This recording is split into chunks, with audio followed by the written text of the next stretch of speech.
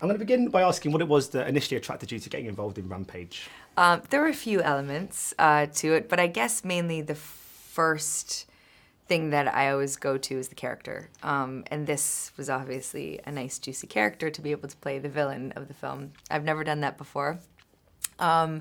And definitely had to work for it. Did a 2-hour work session with Brad to figure out if I could actually do it.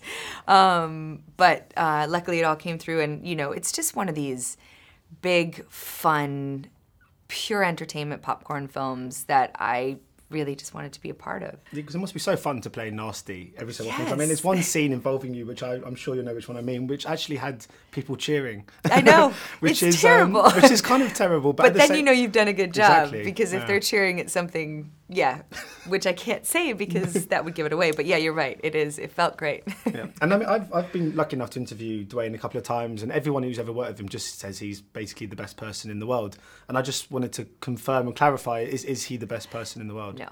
Wow. No, they are all lying. Oh. Yeah, of course, he's fat. He's everything that everyone always wants and wishes that he was. I think he's quite candid anyway in his social media and in his interviews. He is pretty much what you see is what you get, you know, and he's very charismatic and lovely. I loved working with him.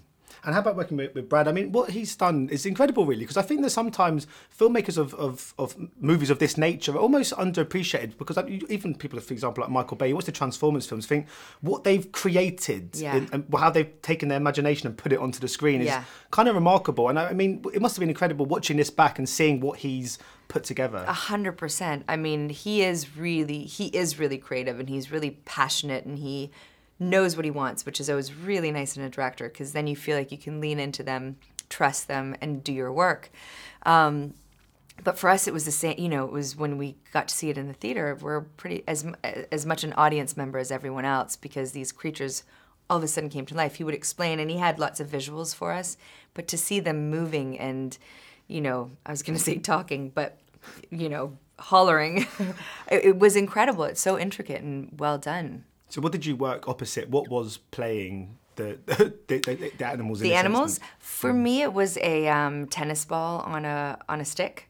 So that was terrifying. A lot of imagination went into it. It was a lot of green screen, but which is fun, you know. And that, again, it just becomes, you get the element of surprise when it is done. It's so different, isn't it, to what we kind of grow up when you sort of start getting into drama, I suppose, and doing it at, say, drama school at a college or whatever. And then when you actually start doing it, I've been on sort of movie sets, it's so far removed from the craft you first initially learned. I mean, from like reality, you said, looking at the kind of tennis ball on a stick and green screen, it's kind of almost like in some ways, almost like a different job to the one you sort of initially got yourself in. Absolutely. I think each sort of, you have television commercials, and there's a certain